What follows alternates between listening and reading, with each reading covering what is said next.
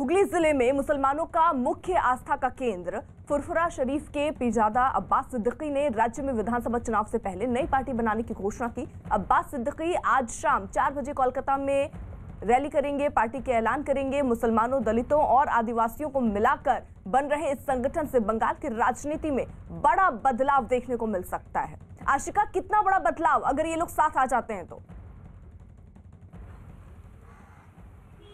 देखिए, रैली तो नहीं कोलकाता में, लेकिन प्रेस कॉन्फ्रेंस करके आज घोषणा ज़रूर करेंगे। ये जो नया मुस्लिम फ्रंट है पश्चिम बंगाल का, ये बड़ा झटका हो सकता है ममता बनर्जी के लिए।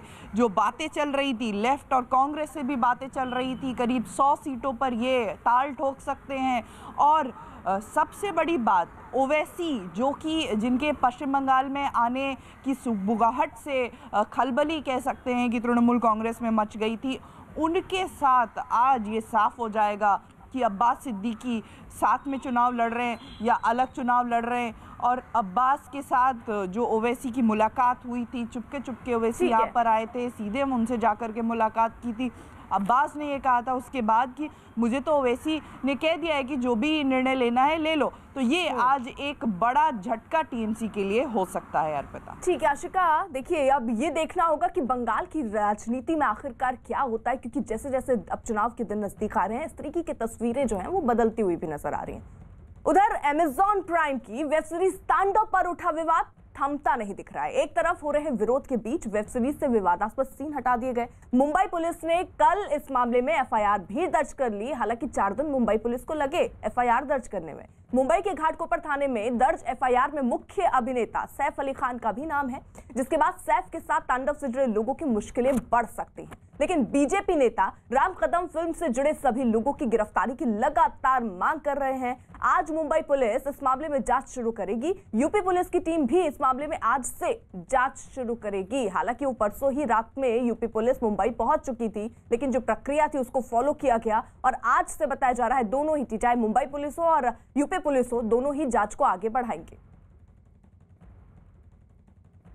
इस तकरार के ऊपर घाटकोपर पुलिस स्टेशन में कलम 153A, 295A और 505 सबसेक्शन 2 आईपीसी अंतर्गत गुना दाखिल हुआ है। ये वेब सीरीज के पदाधिकारी और एक्टर के खिलाफ इस गुना का तपास चालू है। सबसे पहले घाटकोपर थाने में शिकायत दर्ज की, पर महाराष्ट्र की सरकार ने पुलिस को एफआईआर लेने से रोका। वे अमेजॉन कंपनी और बाकी फिल्म जगत के लोगों को बचाना चाहते थे, पर 4 दिन लगातार हमने तांडव किया, धरना दिया, भूख हड़ताल करी। उसके बाद आखिरकार महाराष्ट्र की सरकार का घमंड और गुरूर चकनाचूर हुआ। उन्हें सैफ अली खान समेत अमेजॉन की पूरी टीम, तांडव की पूरी टीम, इन पर एफआईआर लेना पड़ा। देखिए, इस वक्त हमारे साथ 2 सहयोगी मौजूद हैं। मुंबई से अभिषेक पांडे हमारे साथ हैं, अमेजॉन प्राइम दफ्तर से दिवाकर सिंह हमारे साथ हैं। जल्दी से अभिषेक का रुख कर लेते हैं। अभिषेक, किस तरीके से ये एफआईआर दर्ज होने के बाद अब आगे जांच की प्रक्रिया बढ़ेगी?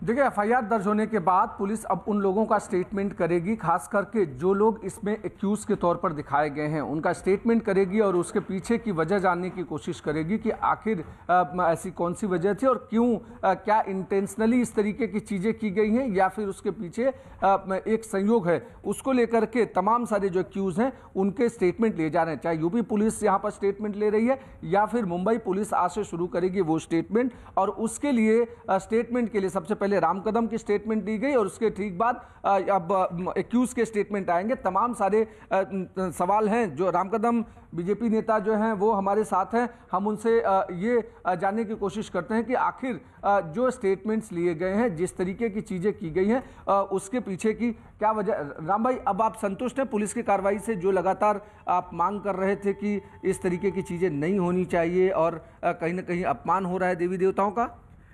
देखिए, दुर्भाग्यपूर्ण है कि हिंदुत्व का नाम लेकर के शिवसेना महाराष्ट्र में सिंहासन में विराजमान है, पर हिंदुत्व की जो आस्था है, श्रद्धा है, इस पे कड़ा प्रहार होने के बावजूद भी 100 घंटे तक लगातार भाजपा सड़क पर उतरी। उसके बाद मजबूरी के कारण शिवसेना को एफआईआर दर्ज करना पड़ा। देश के सभी प्रांतों में एफआईआर हुआ, पर महाराष्ट्र और मुंबई एकलौता ऐसा प्रदेश है जहां पर सबसे अंतिम यानी सभी प्रांतों में होने के बाद मजबूरी के कारण करना पड़ा। पुलिस को महाराष्ट्र की सरकार ने रोका। सवाल ये उठता है कि आज का सामना अखबार हमने पढ़ा और शिवसेना कहती है भाजपा सड़क पे उतरी है, ये हास्य है। अरे जिनकी हम पूजा करते हैं उनका विडंबन देखकर स्वर्ग में भी स्वर्गीय बाला साहब ठाकरे जी की आत्मा दुखी हुई होगी।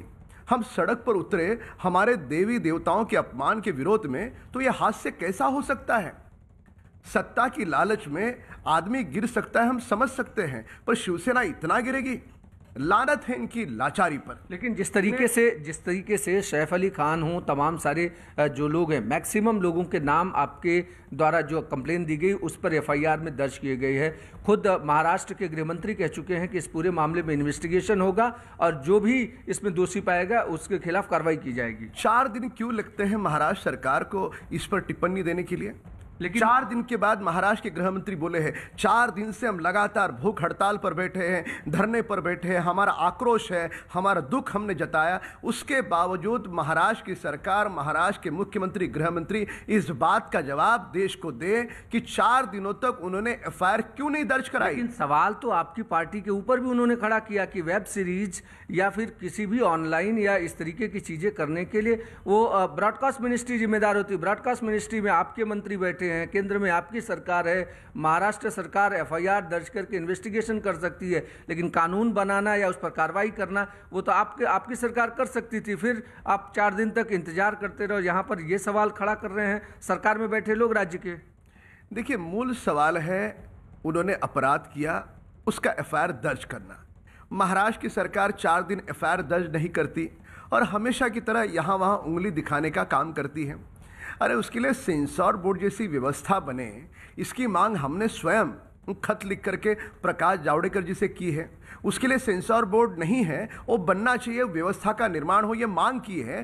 पर एफआईआर लेने को महाराष्ट्र के गृह मंत्री और महाराष्ट्र की सरकार को किसने रोका था? एफआईआर क्यों नहीं लिया इन्होंने? अब एफआईआर नहीं लिया, इसके नाते पूरे महाराष्ट्र में इनकी छीतू होने लग गई।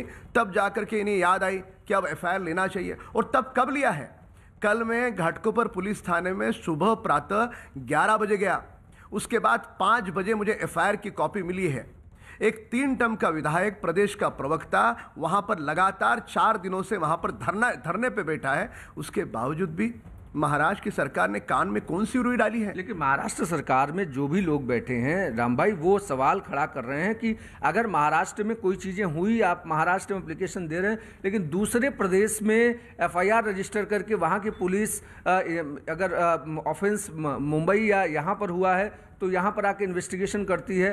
तमाम सारे नवाब मलिक हों या कांग्रेस के दूसरे जो विधायक या नेता हैं, वो सब सवाल खड़े कर रहे हैं कि ये सुशांत सिंह राजपूत की तरह जानबूझ के संघीय ढांचे को नुकसान पहुंचाना चाहते हैं।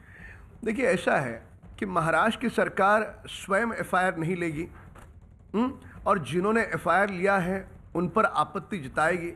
ये तो दोगलापन है। यानी महाराष्ट्र की सरकार को अमेजॉन एक धनवान कंपनी है, उनको बचाने का दुष्कर्म कर रही थी। पर साथ साथ ये फिल्म जगत के जो बड़े लोग हैं, महाराष्ट्र के सरकार के कुछ मंत्रियों के करीबी हैं, उनको बचाने का प्रयास था। उनको किन किन को बचाओगे, किस किस की आवाज़ दबाओगे?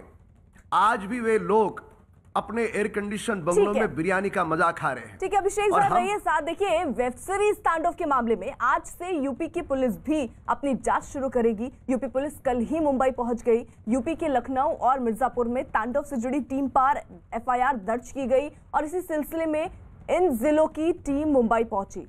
लखनऊ पुलिस आज अमेजॉन के दफ्तर जाएगी और आरोपियों से पूछताछ करेगी। साथ ही पुलिस वेब सीरीज से जुड़े सबूत भी जुटाएगी। हालांकि इस मामले में फिलहाल किसी की गिरफ्तारी होना मुश्किल दिखाई दे रहा है, क्योंकि बॉम्बे हाई कोर्ट ने इस मामले में वेब सीरीज के director Ali Abbas Zafar, producer Himanshu Mehra, script writer Gaurav Solanki समेत 4 लोगों को ट्रांजिट अग्रिम जमानत दे दी है।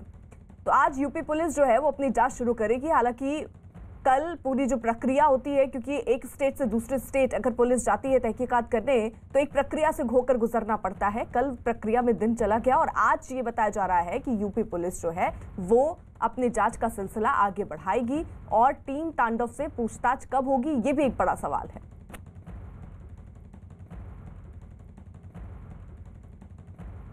उत्तर प्रदेश में जो हमारे खिलाफ एफआईआर दर्ज की है, उस एफआईआर के चलते हमें ये डर है कि हमारी अरेस्ट मुंबई में हो सकती है और उस वजह से हमने मुंबई उच्च न्यायालय में ये दलील पेश की कि हमको ट्रांजिट एंटीसिपेटरी बेल दी जाए, ताकि हम उत्तर प्रदेश के जो कोर्ट है वहां जाकर के जो अप्रोप्रिएट रिलीफ है वो अप्रोप्रिएट कोर्ट में एप्लीकेशन कर सके। माननीय उच्च न्यायालय ने हमारी दलील को स्वीकारते हुए हमें 3 हफ्तों का समय दिया है, 3 हफ्तों का प्रोटेक्शन दिया है, जिसके चलते हम उत्तर प्रदेश में जाकर के वहां एप्लीकेशन करके एंटीसिपेटरी बेल की दलील पेश कर सकते हैं।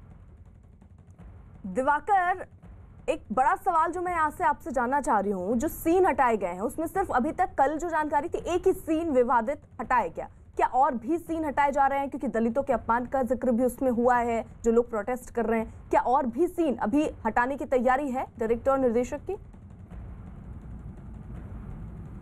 देखिए अर्पिता, साफ तौर पर जिस सीन को लेकर सबसे ज्यादा विवाद हुआ था वो था जब जिसान अयूब जो है वो एंट्री करते हैं वेब सीरीज में और वहां पर जो डायलॉग्स बोले गए हैं उसी को लेकर सबसे ज्यादा विवाद हुआ था। देवी देवताओं के अपमान की बात कही गई थी, लेकिन अभी तक उस सीन के अलावा कोई सीन निर्माता निर्देशकों के द्वारा जो है वो हटाया नहीं गया है। और सबसे अहम बात यह है इस पूरे मामले में कि आज जब यूपी पुलिस अपनी जांच शुरू करने जा रही है और खास तौर पर जो ताजा अपडेट मिल रही है उसके मुताबिक यूपी पुलिस जो 4 लोगों की टीम है वो मुंबई की जो क्राइम ब्रांच की जो दफ्तर अंधेरी वहां पर जाकर डीसीपी से मुलाकात करेगी और मुलाकात करने के बाद अपने जांच का सिलसिला शुरू करेगी। उनकी जांच का पहला जो पड़ाव होगा अर्पिता वो होगा अमेजॉन प्राइम का दफ्तर जो बीकेसी इलाके में है वहां पर जाएगी। वहां पर जो अमेजॉन प्राइम की हेड है अपर्णा पुरोहित, उनसे उनका बयान लिया जाएगा और उसके बाद जो तमाम एक्टर्स हैं जिन्होंने इस वेब सीरीज में काम किया है उनके दफ्तरों पर या उनके घर पर जाकर उनका बयान दर्ज करने की कोशिश यूपी पुलिस करेगी। तो कहीं ना कहीं जो मुश्किलें हैं वो बढ़ रही हैं, लेकिन जहां तक सीन हटाने की बात है, सिर्फ पहले एपिसोड में जो तांडव वेब सीरीज का पहला एपिसोड है, शुरुआती एपिसोड में जो अपमान की बात कही गई थी जिसको लेकर विवाद हुआ था, उस सीन के अलावा अभी तक कोई सीन अमेजॉन प्राइम की तरफ से हटाया नहीं गया है। अर्पिता, ठीक है दिवाकर रहिए साथ। देखिए तांडव वेब सीरीज से जुड़ी एक और बड़ी खबर इस बीच आ रही मुरादाबाद से, जहां वेब सीरीज तांडव के निर्माता और अभिनेता सैफ अली समेत 3 के खिलाफ मुरादाबाद में केस दर्ज किया गया है। एफआईआर में सैफ अली खान के अलावा वेब सीरीज के निर्माता का भी नाम है और इन पर धार्मिक भावनाओं को ठेस पहुंचाने और धर्म का मजाक उड़ाने का आरोप लगा है। मामले की सुनवाई 2 फरवरी को होगी। वेब सीरीज के खिलाफ एफआईआर का सिलसिला रुक नहीं रहा है। तांडव के खिलाफ झारखंड के धनबाद और जामताड़ा में एफआईआर दर्ज कराई गई और इससे जुड़े लोगों के खिलाफ कार्रवाई की मांग की गई है। तो लगातार अलग अलग जगहों से हम ये तस्वीरें देख रहे हैं जहां लोग अब एफआईआर दर्ज करवा रहे हैं, सड़कों पर भी उतर रहे हैं और प्रदर्शन भी कर रहे हैं। अभिषेक हमारे साथ जुड़े हुए हैं। अभिषेक, देखिए यहाँ लोगों का गुस्सा जो है वो बढ़ता जा रहा है और अलग अलग जगहों पर एफआईआर दर्ज हो रही है। हालांकि यूपी पुलिस पहले ही मुंबई पहुंची है और जांच का सिलसिला आज आगे बढ़ाएगी। क्या आज मुंबई पुलिस भी जांच करने में जुट जाएगी?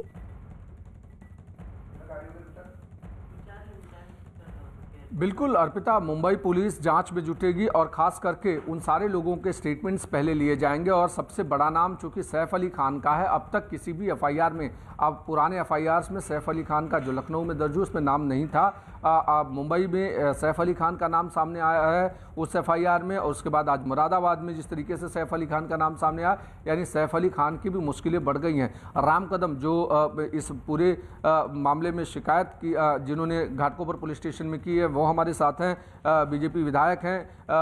ये बताइए कि जिस तरीके से सैफ अली खान का नाम सामने आया है, सैफ अली खान पर क्या आरोप आप लोग लगा रहे हैं? क्योंकि वो एक्टर हैं, उनको जो स्क्रिप्ट मिली वो स्क्रिप्ट उन्होंने करी, अब उसमें आप लोग उनको एज ए एक्यूज क्यों उसमें डाला है नाम में एफआईआर के भी?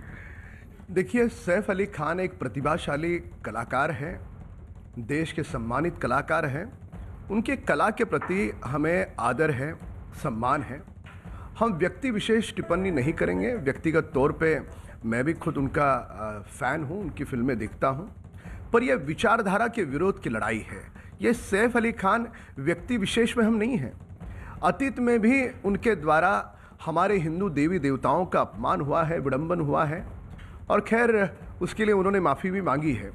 पर सवाल ये उठता है, मूल सवाल, कि कोई भी स्क्रिप्ट पूरी सुने बगैर कोई भी कलाकार उस स्क्रिप्ट को उस फिल्म में काम करने के लिए हाँ नहीं भरता, और स्क्रिप्ट पूरी होने के बाद यानी शूटिंग पूरी होने के बाद एडिटिंग, डबिंग, जो सारी प्रक्रिया होती है, जल्दी से दिवाकर से भी अपडेट ले लेते हैं। दिवाकर, आपसे अपडेट लो जरा, ये तस्वीरें इस बीच दिखा दे। तांडव के निर्देशक अली अब्बास जफर के माफी मांगने और विवादास्पद सीन हटाने के बावजूद देश भर में तांडव का विरोध जो है वो देखिए थम नहीं रहा है। दिल्ली हो, मुंबई हो, देश के कई शहरों, वहां पर वेब सीरीज तांडव का विरोध करने के लिए लोग सड़कों पर उतर रहे हैं। यूपी के कई शहरों में तांडव के खिलाफ आक्रोश दिखा। मुजफ्फरनगर, अयोध्या, सहारनपुर, रायबरेली में लोग सड़कों पर उतरे। अयोध्या में लोग शहर के एक अहम चौराहे पर तांडव के पोस्टर जलाने पहुंच गए। कुछ ऐसा ही विरोध यूपी के रायबरेली में हुआ। यूपी की सीमा से लगने वाले राजस्थान के भरतपुर में भी तांडव का विरोध करने के लिए लोग सड़कों पर आ गए। काफी देर तक नारेबाजी करने के बाद प्रदर्शनकारियों ने वेब सीरीज के निर्देशक का पुतला फूंककर अपना विरोध जताया। दिवाकर हमारे साथ मौजूद हैं। दिवाकर, आज देखिए मुंबई पुलिस और यूपी पुलिस दोनों जांच में जुट गई हैं। क्या अमेज़न दफ्तर भी वो पहुंचेंगी? क्या दोनों ही टीमें पहुंचेंगी और किस तरीके से जांच आगे बढ़ने वाली है? देखिए, यूपी पुलिस ने अपनी जांच का जो सिलसिला है वो शुरू कर दिया है। जो उनकी प्रक्रिया है, जो प्रक्रिया होती है खासतौर पर जब वो जांच करने के लिए अमेज़न प्राइम के दफ्तर जाएंगे, उसके पहले मुंबई क्राइम ब्रांच का जो अंधेरी स्थित दफ्तर है वहां के डीसीपी अकबर पठान से मिलेंगे और उनके असिस्टेंट में जो है वहां पर वो अमेज़न प्राइम के दफ्तर जाएंगे और वहां पर जो लोग भी इस तांडव वेब सीरीज से जुड़े हुए हैं उनके बयान दर्ज किए जाएंगे। महत्वपूर्ण चीज यह है कि जो चारों अधिकारी हैं यूपी पुलिस के, वो जो है कल से ही अपनी जांच शुरू करने वाले थे, लेकिन जो प्रोटोकॉल होता है, जो फॉर्मेलिटीज होती है, वो पूरी नहीं हो पाई थी, जिसके चलते शाम को जब वो कमिश्नर दफ्तर पहुंचे थे मुंबई पुलिस के, तो वहां पर वो प्रक्रिया पूरी हुई थी। और आज का जो प्रोटोकॉल होता है कि अमेज़न प्राइम दफ्तर में जाने से पहले वो यहाँ पर डीसीपी से मिलेंगे और फिर उसके बाद अगला पड़ाव जो उनका होगा वो अमेज़न प्राइम का दफ्तर ही होगा। इसके बाद जो अली अब्बास जफर का दफ्तर है, सैफ अली खान का दफ्तर है, वहां पर भी ये टीम जा सकती है। लेकिन जो जानकारी मिल रही है कि अली अब्बास जफर जो है इस वक्त ठीक है, यानी यहाँ यूपी पुलिस जो कि मुंबई पहले ही पहुंच चुकी है, कल पूरी प्रक्रिया पूरी की और उसके बाद आज जांच में जुटेगी। वहीं मुंबई पुलिस ने कल एफआईआर दर्ज की। हालांकि 4 दिन का वक्त मुंबई पुलिस को लगा, लेकिन आज से जांच शुरू होगी, ऐसी जानकारी मिल रही। तमाम सहयोगी हमारे साथ बने हुए थे, आप सब नजर बनाए रखिए। और अब बात जरा किसानों की कर लेते हैं। सरकार और किसानों के बीच 10वें दौर की बातचीत में समस्या का समाधान होता नजर आया, क्योंकि इस बार किसान संगठन अपनी जिद छोड़कर थोड़ा सा पीछे हटते नजर आए। सरकार ने किसानों को कृषि सुधार कानूनों को अगले 1.5 साल तक स्थगित रखकर बातचीत करने का प्रस्ताव दिया, जिस पर विचार के लिए आज किसान संगठनों की अहम बैठक है, जिसमें किसान संगठन सरकार की ओर से मिले प्रस्ताव पर चर्चा करेंगे। अब से कुछ देर बाद होने वाली ये बैठक अहम इसलिए है क्योंकि कृषि मंत्री ने भी किसानों के साथ 22 जनवरी को होने वाली 11वें दौर की बैठक में समाधान निकलने की उम्मीद जताई और कहा कि किसानों का आंदोलन खत्म होने पर ही लोकतंत्र की जीत होगी। यानी अब गेंद किसानों के पाले में है, जो 11वें दौर की बैठक में बताएंगे कि वो आंदोलन की जिद छोड़ेंगे या नहीं।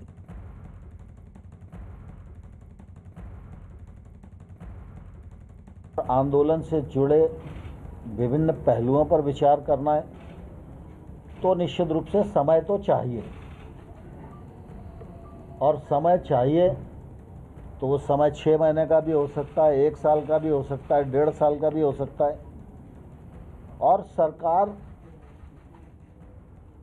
1-1.5 साल तक भी कानून के क्रियान्वयन को स्थगित करने के लिए सहमत है। इस दौरान किसान और सरकार के प्रतिनिधि मिलकर समस्याओं का हल खोजें। मुझे लगता है कि बातचीत सार्थकता की ओर बढ़ रही है और संभावना व्यक्त की जा सकती है कि 22 तारीख को समाधान की ओर हम लोग बढ़ सकें। तो किसान क्या सोचते हैं ये जरा समझ लेते हैं। गाजीपुर बॉर्डर का रुख कर लेते हैं। अरुण हमारे साथ हैं और उनके साथ कुछ किसान भी हैं, जरा बात कीजिए अरुण।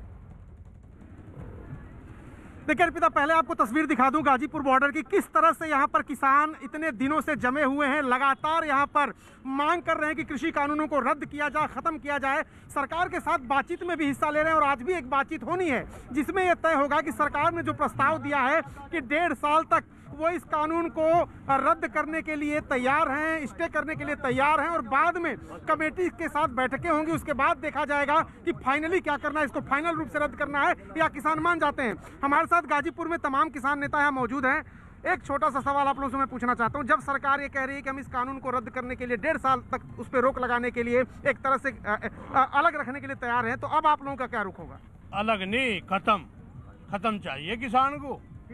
वापसी, तीनों कानून वापसी, एमएसपी पे कानून बने, स्वामीनाथन आयोग की रिपोर्ट लागू हो, ये किसान तब दिल्ली से जाएगा नहीं इतना। ये जरा एक सवाल पूछिए ना, स्वामीनाथन आयोग का जिक्र ये कर देते हैं, जितनी बातें उसमें कही गई हैं, ज्यादा बातें तो इसमें मान ली गई हैं, आखिरकार और क्या डिमांड कर रहे हैं?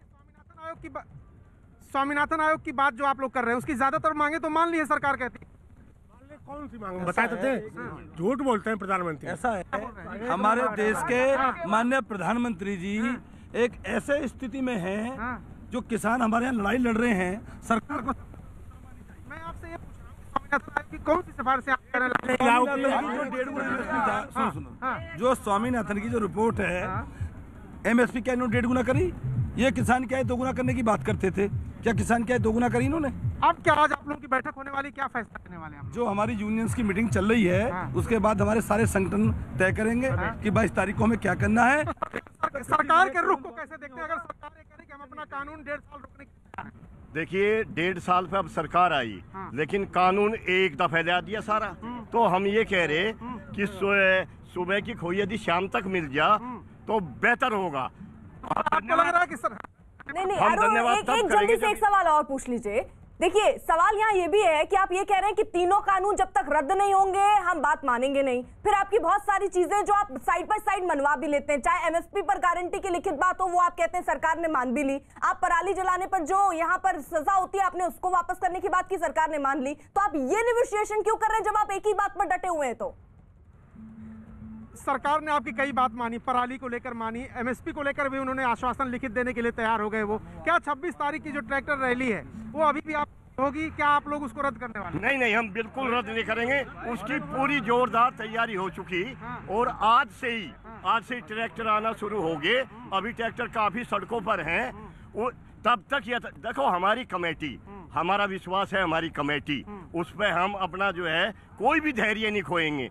जो हमारी कमेटी यदि ये कहेगी कि जो फैसला लेगी उसका हम पूर्णतः पालन। एक सवाल ट्रैक्टर, ठीक है अरुण सर रहिए साथ। देखिए अब ये आगे आज महत्वपूर्ण बैठक किसान आपस में कर रहे हैं और ये तय करेंगे कि उनकी रणनीति देखिए क्या होने वाली है, लेकिन सरकार के साथ बैठक में शामिल किसान नेताओं ने 10वें दौर की बैठक को सार्थक बताया और 22 जनवरी को होने वाली बैठक में समाधान निकलने की उम्मीद जताई। 10वें दौर की बातचीत सरकार और किसान नेताओं के बीच हुई और आज एक पहला पॉजिटिव कदम ये कह सकते हैं कि आउटराइटली रिजेक्ट करके मीटिंग से बाहर नहीं आए जैसे हमेशा होता था। किसान नेता ऋषिपाल जी हमारे साथ मौजूद हैं। ऋषिपाल जी, हर बार ये सुनने को मिलता था जब आप बाहर आते थे कि हमने रिजेक्ट कर दिया सरकार का प्रपोजल, आज कुछ उम्मीद बंधी है? आज जिस तरीके से बातचीत हुई, देखो मैं तो यही कहूँगा कि आज जो उम्मीद बंधी है, उम्मीद क्या, मुझे तो ये है कामयाबी मिलेगी किसान को। और सरकार का रुख आज बहुत बढ़िया था, मंत्रियों का भी रुख बढ़िया था, किसानों का भी रुख बढ़िया था और हम ये कह रहे हैं कि रास्ता बीच का निकलेगा, रास्ता बिल्कुल 100% निकलेगा। कि जो हमारी मांग थी उस पर सरकार ने गौर करी, उन्होंने कहा कि भाई इसका कोर्ट में हम कमेटी बनाओ, कमेटी बनाने के बाद इसको 2 साल 1.5 साल जितने दिन के लिए किसान कहता है उसको हम पोस्टपोन करा देते हैं। सरकार के प्रतिनिधियों में सरकार में सही वार्ता हुई और ये कहा कि कल हम अपने सब जत्थेबंदियों से, जो संगठनों से बात करके परसों 12 बजे, सरकार तो ये कह रही है आज ही कर लो, तो अब पहले वहाँ बात करेंगे जो लोग बैठे हैं। चौधरी हरपाल जी हमारे साथ मौजूद हैं। चौधरी साहब, इसको क्या एक पॉजिटिव स्टेप मान सकते हैं कि आप लोग आज ये रिजेक्ट करके नहीं आए हो, आप कह के आए हो कि हम कल चर्चा करेंगे और परसों बताएंगे? हमने तो आज भी साफ किया है, वो जब आप क्या चाहते हो, हमने अब रिवील चाहते हैं। तो हमने सरकार को बोला आप बताओ आपका क्या प्रपोजल है। तब उन्होंने कहा कि हम ये चाहते हैं, हमारा प्रपोजल ये है बिलों को लेकर कि कोर्ट ने 2 महीने सस्पेंड किए हैं, हम 1.5 साल के सस्पेंड कर देंगे और कोर्ट में एफिडेविट लगा देंगे। फिर एक कमेटी बनाई है, वो कमेटी भले 1.5 साल के बाद 2 साल तक लग जाए, वो रिपोर्ट दे, रिपोर्ट के बाद जो रिपोर्ट देगी वो हम लागू करेंगे। तो हमने कहा ठीक है, हमारा मुद्दा आज भी रिफील है और एमएसपी गारंटी कानून का मुद्दा आज भी हमारा है। अगर आपने प्रपोजल दिया है, हम रिजेक्ट नहीं कर रहे प्रपोजल, हम कल बैठ कर बात करेंगे अपनी। तो कल हमारी 9 बजे से लेकर रात तक पूरे दिन राष्ट्रीय जितने लोग हमारे नेशनल लोग हैं बैठ कर मीटिंग होगी।